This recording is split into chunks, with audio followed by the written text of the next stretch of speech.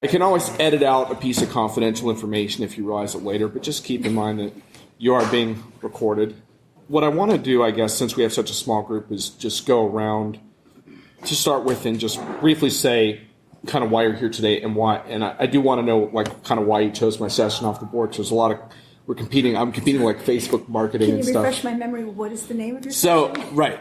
So my name is John Reed. The session is how to change your business with content, 2 types of content, which is the teaser. And I've presented on this stuff before. I am a technology journalist by trade at the moment.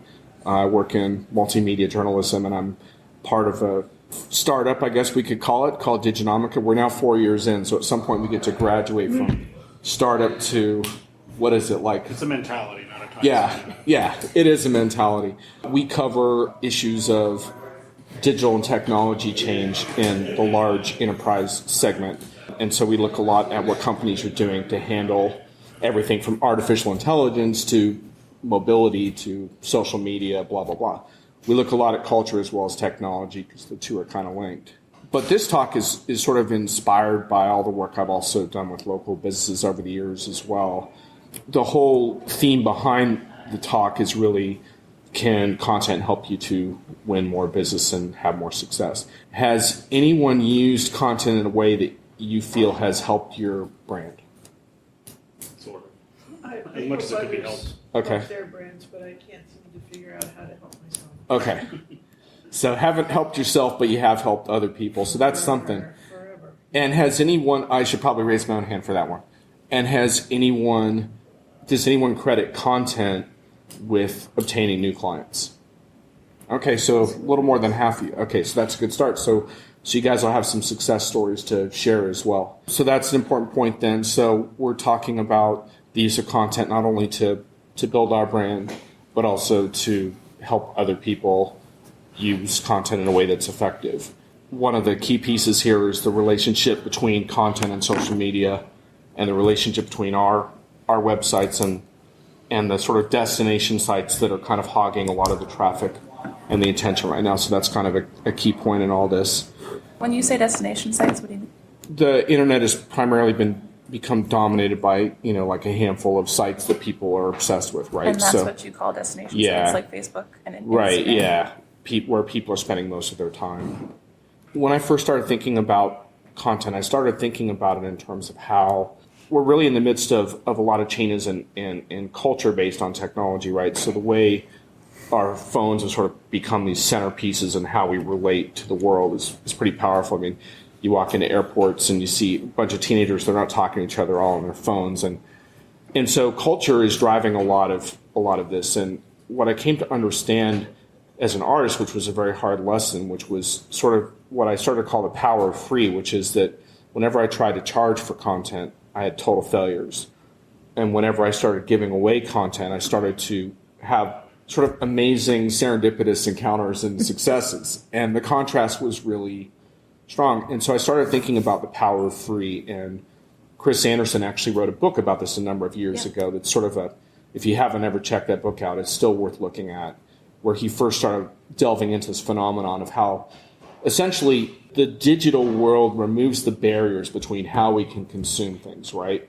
So right now, instead of having to go to buy a newspaper, you can go online and immediately start reading the New York Times. Anytime you introduce a barrier to content consumption, you're creating essentially friction between you and your audience. So that's something that you have to start reckoning with in terms of how you think about this. But what I came to understand is that while we call it free content, and it's important to understand like what the dynamics of that are, it's really not free so much as a process of earning trust. So essentially, when I share content, I'm giving you something that's hopefully got some soul and some integrity behind it, and is going to help you in some way. Free content isn't really free in the sense that I put a lot of effort into it, and then it's really a value exchange. If you think you're getting value out of what I'm giving you, your natural human tendency is going to be to want to engage further with that you perceive to be valuable. So, in a sense, all content is a form of value exchange between you and your audience. And that becomes very helpful because then you can start thinking about not just free content, but content that people might, for example, want to sign up for, and think through that process of how much information will your audience give you in exchange for what you're willing to give them. One thing I'll say about a content strategy is that it's very, very powerful, but there's a couple of things that are really important to use as a baseline. And the first thing is there's some internal and business strategy work that has to get done first, right? Because in your case, for example, you're not sure you want to be in your current business anymore. So you have to figure out something about what you want to be known for before you can really use a content strategy. The big mistake that a lot of people make is sort of trying to chase the attention on social channels. The power of content is it allows you to establish yourself on social channels for what it is you do in the world, but you need to have a clear sense of what that is before you can really produce any kind of content that's going to engage anyone. You don't have to be a great artist. I mean, in a sense, we're competing with everything, right? Like, hey, when you create content, you're competing with everything from the Wall Street Journal to Game of Thrones to Facebook, whatever it is. So in a sense, you're competing with everything, but you don't have to be Game of Thrones caliber content to engage people. It's really more about people that share your passions and interests. So a big part of this exercise is what your passion is and what the focus of your business is, and hopefully linking those two together, or in some cases helping your clients to go through that process of understanding that, because most of us are smaller companies and we're not going to be able to compete at scale with large firms. So what we can do better is find a very specialized area that we're really good at, that we really care about, and then where we can really help people and hopefully make their lives better. And content emanates from that. It emanates from a desire to connect with a community of people. They might be local, but they might not be. In my case, my community is much broader. I see people at shows and stuff all over where I travel. But other people, it's more of a local connection that they're trying to foster. It doesn't really matter. Content stems into community and stems into relationships. It's not simply an exercise of posting content. In fact, a lot of the sites that strictly post content now and don't engage, where you don't know who the people are and what they're doing, don't do as well anymore, because when you read stuff, you want to find out what's that person about? Can I meet that person? Can I interact with them? And that type of thing. So when I talk with people about content, I encourage them to think about, it's like, you post a blog and no one paid any attention to it. And, honestly, sometimes that's true. Some of the best things I've ever written, people didn't pay nearly as much attention to as I felt they should. And then sometimes I'll write stuff that I don't think has all that much sizzle to it, and people really share it and stuff. And so I don't really go by that in terms of what's valuable, but what I do is I say, if I care about a topic and I have passion for that topic, so in my case, I have a lot of passion for media and how media is changing and stuff, and I want to be expert in that, then I'm working towards what I call topic authority. I'm trying to become better and better at that. So if I put out a piece of content and very few people engage with it, that's not necessarily the end, right? I could eventually compile those blogs into an ebook. I could turn that into a webinar. I could turn it into a SlideShare. If I care about what I do, then I might be discouraged the day that I put out a blog and no one cares, but I'm not going to really let that stop me, okay? So that's a really key principle. So when you think about content, you think about the fact that it actually starts with that deeper understanding of yourself and who you are in the world. That work's really important.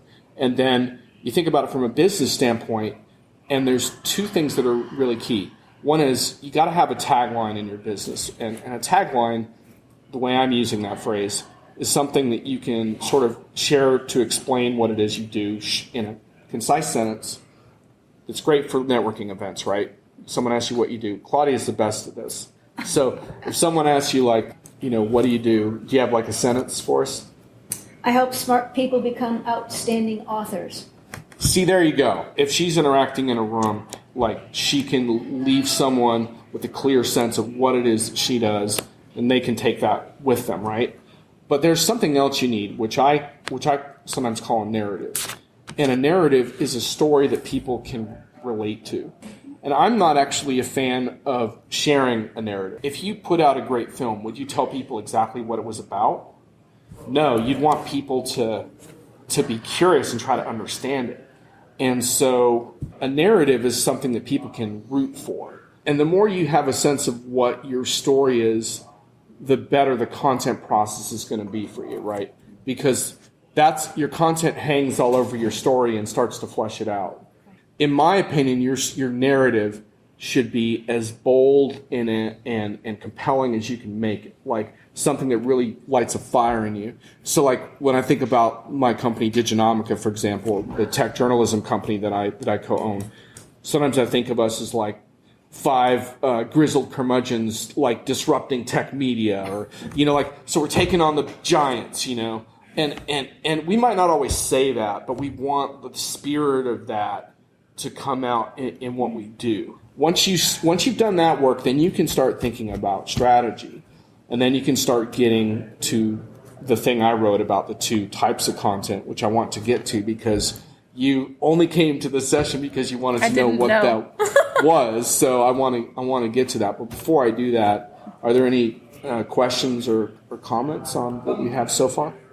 So in general, and this part you weren't, I don't think, in the room for this, but I was talking about how ultimately content sort of connects you with community. Mm-hmm. And the way, when like, so for example, in your case, if you know that there's a group of people that have a shared set of interests and passions, you're trying to be a part of their community, essentially.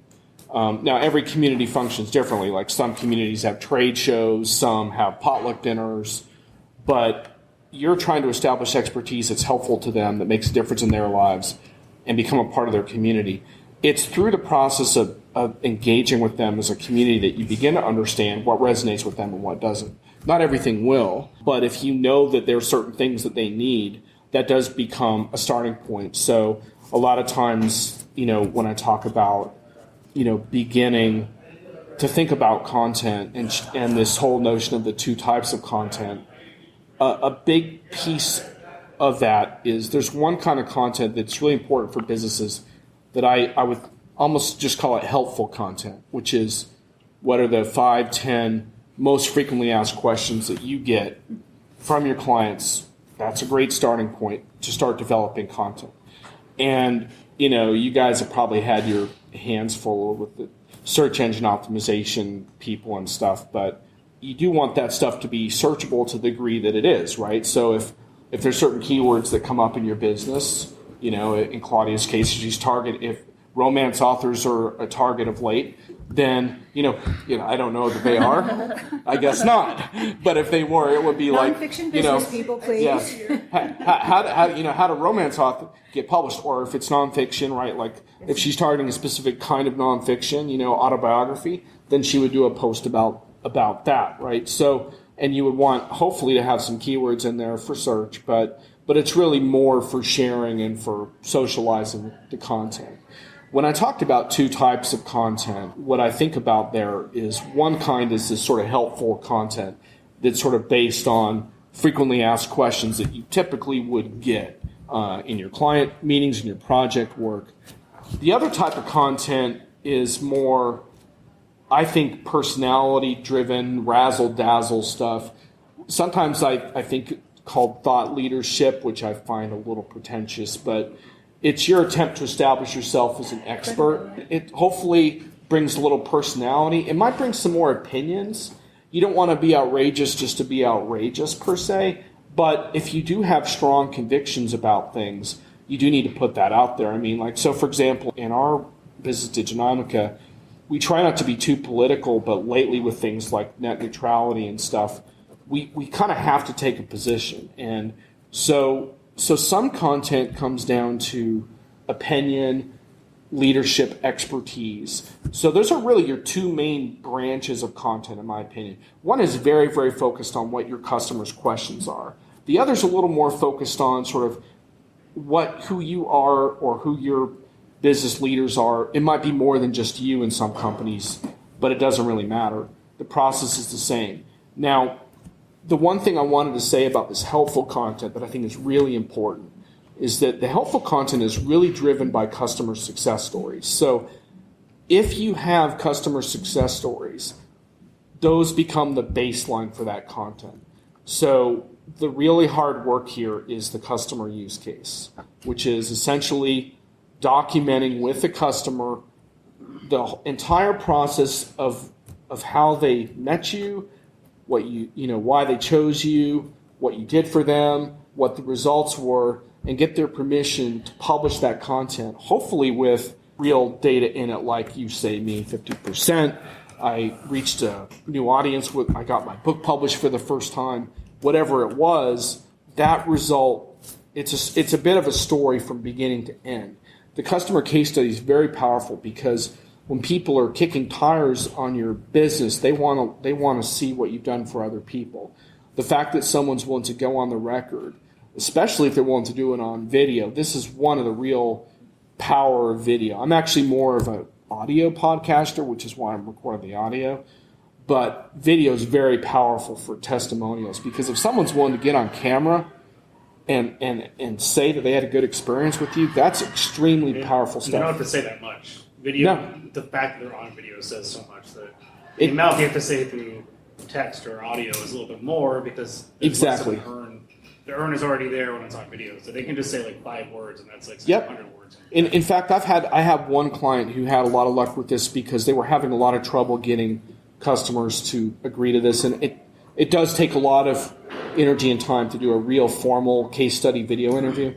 But what they did is they hit trade shows where they knew their customers were going to be at, and they just whipped out the old flip cam, but they could have been a cell phone, and they just took little 30-second quick spots, and then they had those individual spots, but they also hired a fancier editor to add some music to it and like little quotage and stuff, and it looked really cool. Yeah. But it was all based on like really, really short interviews. But there is a value if you can get someone to sit down for a longer one. The reason being that if they will actually speak, especially to things like numbers and results, getting someone to speak on video about the money you saved them and to quantify that or to quantify how you affected their business in some way is very powerful. And that essentially feeds your so-called helpful content. And we could get a little more sort of in-depth in terms of like that you want content for different phases in the so-called journey of the customer, right? So, you want stuff. It's a little bit like a house, right? You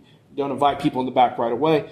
Front porch, you have certain kinds of content to draw people in, and then from there, it depends on kind of what they're thinking about. So that all becomes part of how you think about the power of content for your business. And that is one of the issues here is that even once you decide that you start to get religion around content, understand why it's powerful, it doesn't mean it's going to suddenly happen, right? And that's part of what you have to figure out next is who's going to create it, what the rhythm is going to be, and how do you extract content from compelling people that don't have the time to create the content.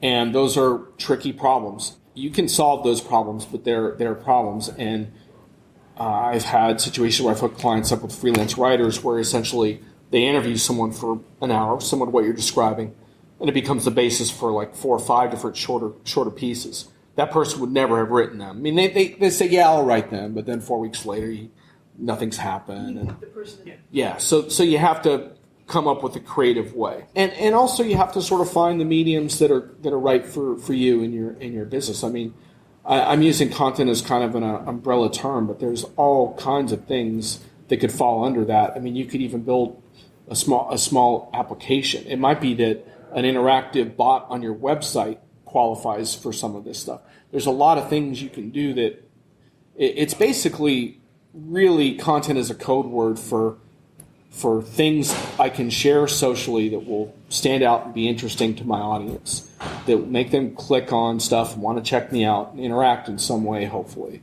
What's an interactive bot? So for example, He just knows things. I know. So increasingly you're seeing the rise of messaging platforms, and within those you're going to run into bots that are going to try to be helpful.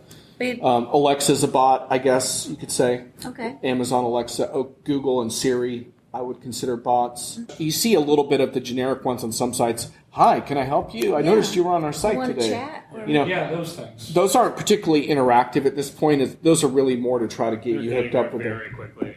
get a hookup with a sales rep. With the messenger ads. Yeah. Over time, they're going to get better. Like, so for example, on Facebook debuted some bots, including a CNN bot, which isn't very good. But the idea behind it that I liked was the bot would come in and say, hey, what kind of content do you like? Oh, I like blah, blah, blah. Okay. Oh, here's the news stories that relate to that item. More of an interactive thing to help you find what you're looking for. The point being that there's a lot of imagination you can put into how to engage people. But a lot of it comes down to what plays to your strengths and what's sustainable. And then it's really a matter of figuring out where your community lives. Because the fact of the matter is that in 1999, if I created an awesome website, I could probably get the people online who cared about that subject to come to my site all the time. They're not going to do that anymore, right? They're on Facebook, they're on LinkedIn. They're not going to, even if they like something on my site, they're going to forget that my site even exists. That's one reason why when you go on a lot of content sites now, before you're 30 seconds in, they're bombarding you with a newsletter sign up before you've even, and to me that's a gross violation of what I'm describing, because what I talked about in the beginning was gradually earning trust based on a value Right, exchange. you automatically click close when that comes up because I haven't had a chance to see the site yet. You don't know who that person is. You don't know how good their content is, and they already want you signing up. And unfortunately, that's desperation because what they realize and what they've seen from their web stats is that most people never come back. And so they're desperate to try to get you to sign up. But the problem is that they're intervening too soon. What they need to do is give you opportunities to further engage once you get a little further down where you feel like more trust and more value. At that point, you might then share that information, and that becomes incredibly valuable. So, like, for example, email lists, even though I think email lists are going to be increasingly hard to maintain for a variety of reasons, but they are powerful, and it's the beginning of really acquiring data on your potential customers and your audience. I just wanted to know what you think about introducing the option for people to subscribe when they've reached a certain point on the page, and you can kind of infer that they're at least a little bit interested because they actually read to a certain point. So Right. Yeah, exactly. So I don't really have a problem with that in the sense that, well, it depends on how it's laid out. So if you are you talking about like in the body of a blog post, for example? No, but it would pop up at a certain point? Yeah, but unobtrusively and politely, not like in your face, bright red, flashing. Well, you might actually want to look at my website. I'll give you my business card, my Diginomic website, because I don't want to say we've conquered that problem, but I think we've come up with a pretty non-obtrusive sign-up. It's still difficult because it's still cookie-based ultimately, so if someone tells it to go away on one platform, they still might see it on another. But it's not an in-your-face, like in-your-screen thing. Yeah. After people read to a certain point in an article, it'll come up like on the desktop on the right-hand side. Yeah. It's a little bit of a nudge. And I was reluctant to even do that because the thing is, like, the thing that no one says about this is everyone will tell you, oh, if you use these interruption marketing tactics, which is what they are, they're a form of interruption, let's face it. It was like, oh, well, we got 50% more signups. I had a debate with this big content management expert about this because the Content Management Institute uses these interruptions. And I interviewed this guy who runs that, and he's like, oh, we get so many more subscribers. And I said, well, that might work for your business, but in my business, I can't afford to alienate a small percentage of people because in my business, those people might be decision makers. And so I can't sit there and say, oh, well, I got 50% more signups, so I don't care if I pissed off 20 people. And people that are reading a content management site are pretty likely to subscribe to content because they're already on a content. And they're also playing a volume game. Right. Their main line of business is their yearly conference, and so if they get double the amount of subscribers, they're going to boost their conference numbers. They don't really care if I'm sitting in a room saying "fuck them." And they're going to retarget everything to Facebook. But anyways. But at the end of the day, for jumping in on this, no, it's great. The whole reason you're getting the names is to provide value to whoever the consumer and the ultimate end user is. So if you're collecting names so that you can provide them to people that are sponsors of your conference, for example, and you follow up 6 months later and you see what percentage of those names actually bore fruit versus were just taking up space, that would be a good metric to follow. Yeah. You know, just testing some things. And then you were asking about how do you know what works? You test. Right. And that's a really important part of answer to your question that we didn't get to, which is you find out what works by trying shit. Analytics will give you a painful view of how content performed. So make sure, we didn't cover this yet, but make sure when you launch this journey that you know what your analytical tools are and how you're going to monitor them. And that's when you're going to start to understand that when you go through things like Google Analytics or whatever tool you're using, that those type of analytics don't give you, in most cases, all the information that you need. Because unless you're in the pure media business, you're trying to use content to convert people for other things. And so anonymous data on anonymous site visitors isn't going to help you very much. Now, Google will provide you with some demographic information like age groups and stuff like that and gender, but even that is only somewhat useful. So that's where the opt-in stuff comes in. And that's where you start thinking about, HubSpot pioneered a concept called progressive sign-up, which is this notion that instead of throwing a huge form in front of someone 5 seconds into your relationship, or I hate the webinar sign-up forms that take you like 10 minutes to fill out because they want to, like there's 15 required fields. It's like just gather the easiest, most limited amount of information you need to engage someone, knowing that now they're part of your database, and you can share more stuff with them, and over time you get to know them better. It's very similar to forming a human relationship, right? There's a lot of things that are highly inappropriate to say to someone you just met, but if you know them for 6 months, then that changes. And so this is the same type of concept, and I think it does work very well when you think it through. But it does become very important to think about. I say never charge for content because most businesses have much more valuable services and products that they're trying to sell. So it doesn't make sense to charge for content. But it can make sense to have sign-up content. I sometimes call that free premium content, but it does make sense to have some gated content to go along with your free. Because otherwise you're never gonna pull out data on who your audience is. Could you do that, I'm thinking about things I actually could do. Could you have something that stays on your site for a month, 2 months, however long it is, and then it's archived, and then you have a passworded archive, or for some nominal fee you can get into the archive? I mean, I'm thinking that would be a powerful thing for me, and I'm thinking that audio and video would do really well for me because my poor client base generally is stuck in traffic on the Massachusetts Turnpike or wherever, and if they can plug into on their iPhone and listen to me jabber about our rules, or listen to me talk about substantive law or what's going on, then, or watch a video of it when they're stuck at their desk. Right. Okay, so really good questions, and I think I won't name the name of this company, but they're in my industry.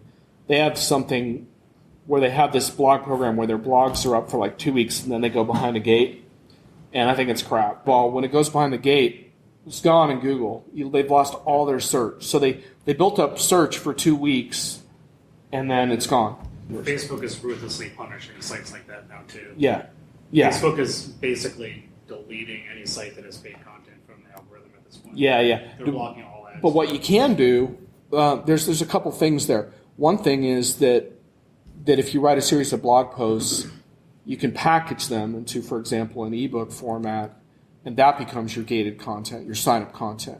So with a little bit of repackaging, you can take the exact same content and redo it.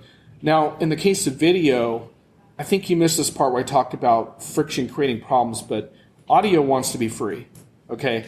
That's been pretty established. So if you provide a gate on audio, you're going to have a problem. I mean, podcasts, for example, are great. I hear from people all the time on my podcasts who tell me the same thing. I'm driving, I'm exercising. I love the fact that I can do this hands-free stuff and engage with your material. But the problem is that iTunes, which is the dominant delivery medium, there's no sign-up there. iTunes doesn't give you crap for data, so you're not going to get data out of your podcast.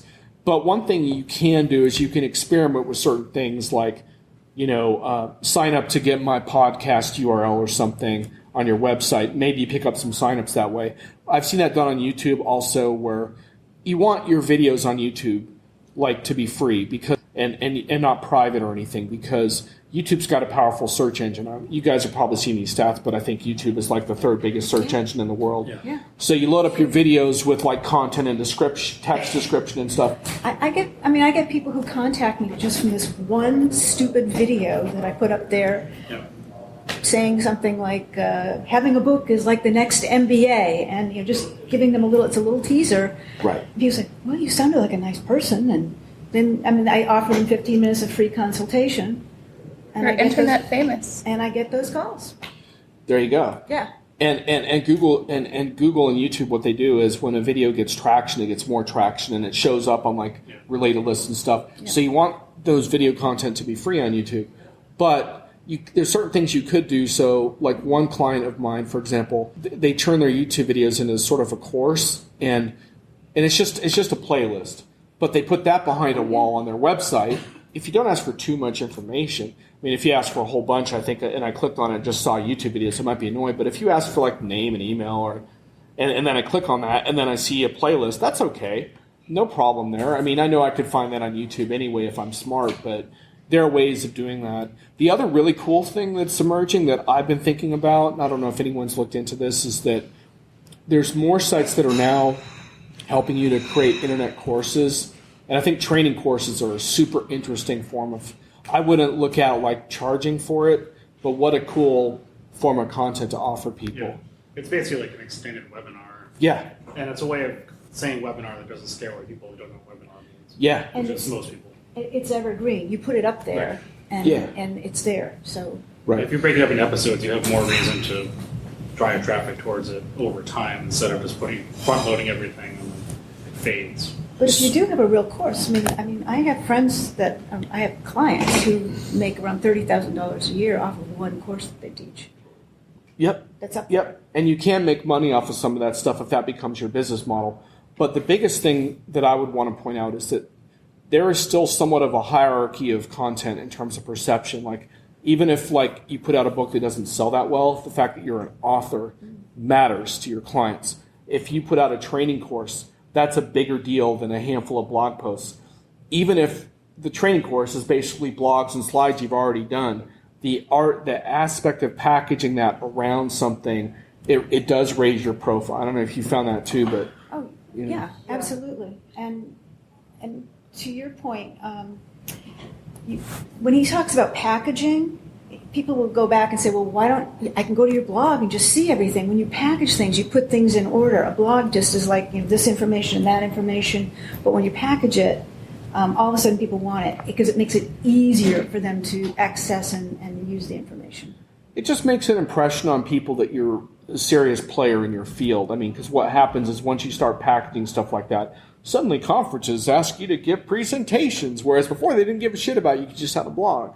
You know, now you can put it on Amazon Kindle, which is before you. I mean, you can put blogs on Kindle, but most people aren't reading blogs on Kindle; they're reading ebooks. So, and we haven't even touched on the power of live events. I mean, webinars is sort of the beginning of that, but there's also live streaming things, and live events are often the hardest to pull off because they require a lot of promotion, but they're also some of the best for building a real sense of connection and community, right? Because if it's the next best thing to being in the room with people, is interacting with them. And wait till we get to virtual reality. Right, which I've is already done a couple of webinars Yeah. in virtual reality. And you hit on something really important too, which is that, and we can't talk about it today because we need to wrap up, but write a lot about curation, but you also form connections by sharing other people's content, which is what you did, and interacting with other people's stuff. And so identifying key experts and people in your field and sharing their stuff is a great way to begin to forge a relationship with them. And it's all about that network of expertise that you're trying to develop. And you don't have to be an expert yourself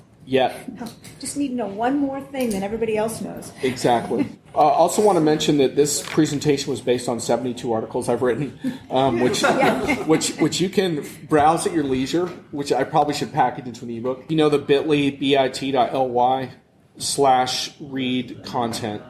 And Reed is my last name, REED content, and that'll take you to the link. And I'm also doing a session, my next session, which is on deep work, which is a little bit different, but it's about how immersive creativity can change your life. Oh, you used That's- my favorite word. What's that? Immersive. Well, symbiotic. But Well, immersive is like. there you go. So if you want a little more, that's coming up. Yeah. Really good for Yep. the most shared. Kind What of ranks is? things in terms of buzz, sumo. It's basically you just type in the search box whatever the topic is, and it shows you what the articles that have the most shares and most likes and most followers. Shows you what people are engaging with. Yeah, The it's most. not just it sort of erases the SEO aspect. It's more according to social interactions. Right. So you can see what people actually like as opposed to what Google thinks they like. Google is telling you they like. Buzz, sumo. Sumo? Yeah. Is sumo wrestling? B-U-Z-Z, S-U-M. Thank you. It's super easy. It's exactly like Googling something, except that Cool. it's ranked differently and it's not as twisted. By You mentioned that email is getting harder to maintain, and I want to know why in like 2 seconds. Email, well, because inboxes are growing more crowded and a lot of email service providers are filtering out things that are targeted as spam. I think that also people getting email on their phones, they're becoming more fussy about what you send them. Because if I get a ping on my phone, I don't want to be interrupted for just whatever. So I think people have to really trust you before they want to see your stuff, and so email is still the most powerful way to put butts in seats for things like webinars and events and stuff. But I just think that email is a limited medium. It's not a conversational medium. If you look at the next generation, they're really not on email. I don't know if you guys have noticed that, but Yeah, Facebook Messenger. My son. Facebook's trying to push Messenger as the new emails, basically. Like their big concept is to basically use Messenger as a mailing list, which is whether it's going to work or not is another question. I think it's not about abandoning email, but more about appreciating there can be a lot of limitations to reaching people that way. Some people still prefer it, so it depends a lot on your audience as well. The key thing, though, as a marketer, is however you're trying to reach people, make sure that they can take action on what you give them somehow. Right. They don't have to. You don't have Calls put it to in your action, we Facebook, call always them. give them Yes. Calls to action. Everything Yep. should be a call to action. Yep. If you don't have it, you get nothing. But yeah, that's ultimately all your content is connected through calls to action one to the next, whether it's links or, again, it's about letting people get further into the pool and giving them a chance to easily do that. I'm so glad I came to your class. Did it work out? Yeah. Okay. Wow. I love it here. I Well, I went to UMass, but I work with artists.